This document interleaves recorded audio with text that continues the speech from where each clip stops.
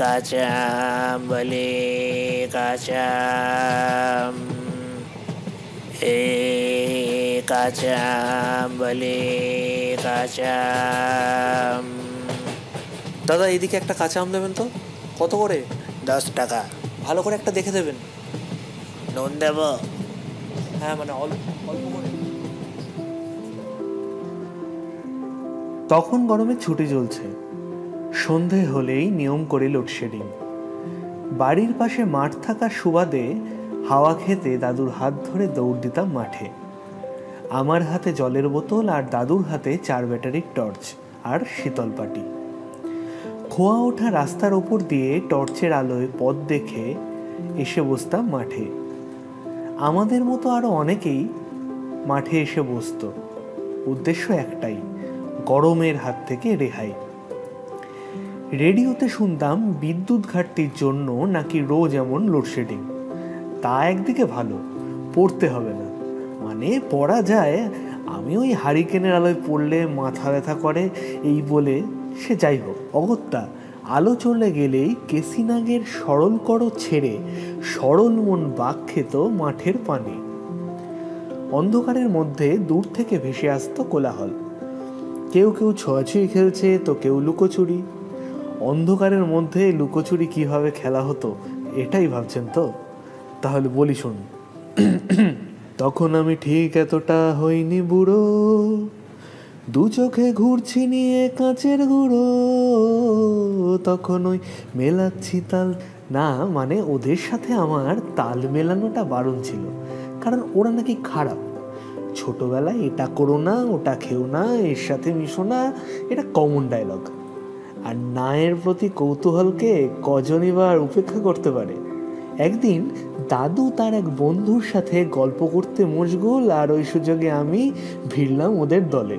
চাঁদের আলোয় যতটা দেখা যায় তাতেই চলতো খেলা। লুকোচুরি খেলার আগে লটারি হতো, তাতে যে হারতো ব্যাস তার আজ অবস্থা কাহিল।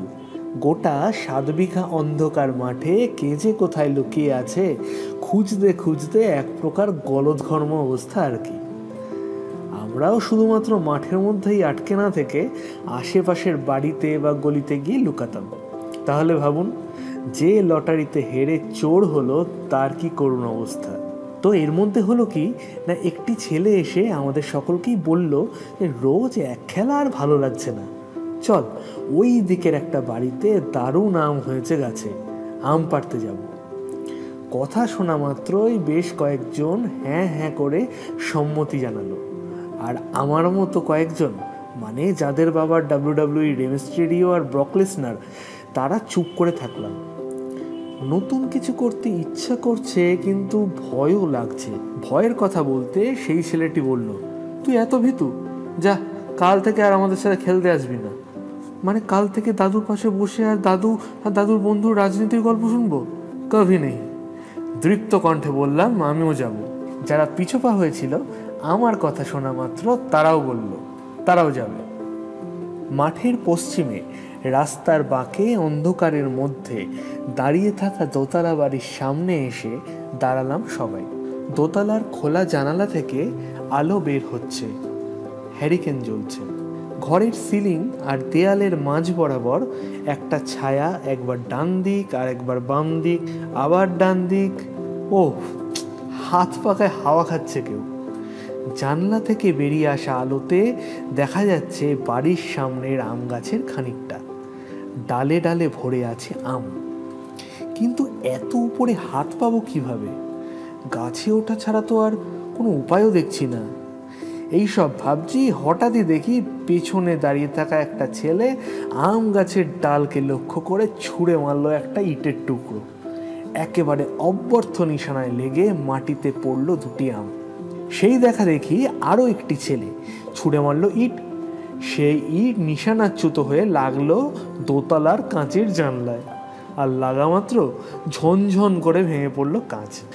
আর কি, দোতলার ওপর থেকে উচ্চ কণ্ঠে ভেসে আসলো শব্দ, আর সে শব্দ শোনা মাত্র সবাই মিলে দিলাম ছুট, অবশ্যই নিচে পড়া আম দুটোকে সাথে নিয়ে। তারপর দৌড়াতে দৌড়াতে এসে থামলাম মাঠের মাঝে। দলের একটি ছেলে পকেট থেকে বার করলো ব্লেডের একটি টুকরো।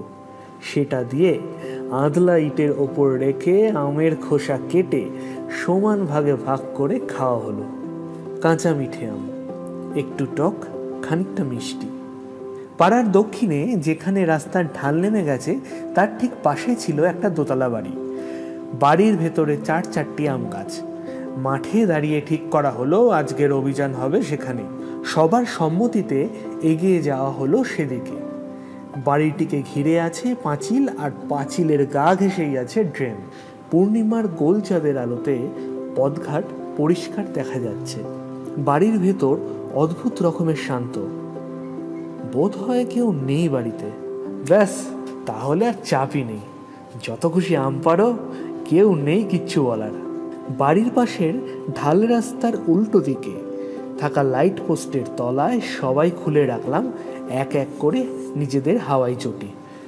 এই হাওয়াই চটি আর চুড়িকে আবার একসাথে মিলিয়ে দেবেন না প্লিজ, বি সিরিয়াস।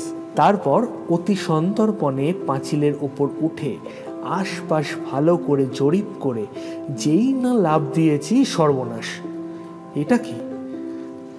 একটা আওয়াজ করে জড়িয়ে ধরেছে জাপটে। যত চেষ্টা করছি সেখান থেকে বের করতে নিজেকে, কিন্তু পারছি কই। বেশ খানিকক্ষণ ধস্তাধস্তির পর পা দিয়ে দিলাম সজোরে এক বাড়ি। অতঃপর সেই নাকপাশ থেকে নিজেকে মুক্ত করে পুনরায় পাঁচিল ডিঙিয়ে এসে পড়লাম রাস্তার ওপর। লাফ দেওয়ার সাথে সাথে জ্বলে উঠল লাইট পোস্টের আলো। কারেন্ট চলে এসেছে, আর আমার এই অবস্থা দেখে দিয়েছে সবাই ছুট। লাইট পোস্টের নিচে থাকা হাওয়াই চটি পড়তে গিয়ে দেখি আমার চটি নেই, অন্য একটা চটি পড়ে আছে। সেটাকে পায়ে গলিয়ে ফিরতেই দেখি পাঁচিলের পেছনে দাঁড়িয়ে আছে নাকপাশ, না মানে থুড়ি, বাড়ির মালিক। পরের দিন যথারীতি ভয়ে ভয়ে আছি। বাড়ির লোকের নিরুত্তাপ অবস্থা দেখে বুঝতে পারছি যে এখনো অবধি খবর পৌঁছায়নি কানে। বোধ হয় ভুলে গেছে, নয়তো কাল সন্ধেবেলার ঘটনা। এখন দুপুর হতে চলল, এতক্ষণে বাড়ির লোকের কানে তো না হলে উঠে যেত। এইসব আকাশ কুসুম ভাবছি, এমন সময় কাকা এসে মা আর বাবাকে জানালো কাল সন্ধ্যার কীর্তনের কথা। ব্যাস, আর যাই কোথায়? না মানে আর গরমের ছুটিতে সন্ধ্যায় কারেন্ট চলে গেলে মাঠের দিকে যাওয়া হয়নি। উত্তম মধ্যম খাওয়ার পর মনে হয়েছিল এবার কি তাহলে জেল হবে নাকি। মানে বিষয়টা সৃজিতের অতি উত্তমের মতো হয়ে গেছিল খানিকটা। মানে প্রি প্রোডাকশন ভালো না হওয়ার জন্য এক্সিকিউশনে একদম ধেরিয়েছে। কি আর করার। পাঁচিলের গা ঘেঁষে ক্যাম্প খাটে শুয়ে থাকা যে কাকুর ভরির ওপর পড়ে টানা ঝাপটেছিলাম, সেই কাকু পরের দিন বাড়িতে এসে এক ব্যাগ আম দিয়ে গেছিল আমার হাতে। প্রকৃত জুতো মেরে গরুদানের এই এক দৃষ্টান্তমূলক উদাহরণ। এরপর আর কখনো আম চুরি করতে যায়নি এইভাবে।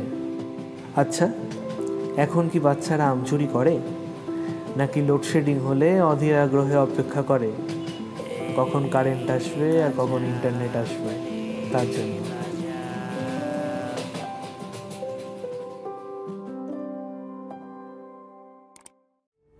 আপনার জীবনেও যদি এমন কোনো গল্প থেকে থাকে, কমেন্ট বক্সে ভাগ করে নিন আমাদের সাথে, এবং চ্যানেলটিকে সাবস্ক্রাইব করে নস্টালজিয়ায় বাঁচুন। তাহলে আবার দেখা হচ্ছে পরের সপ্তাহে স্টেশন অফ মেমোরিজে, যেখানে কিছুটা কল্পনা আর বাকিটা নস্টালজিয়া।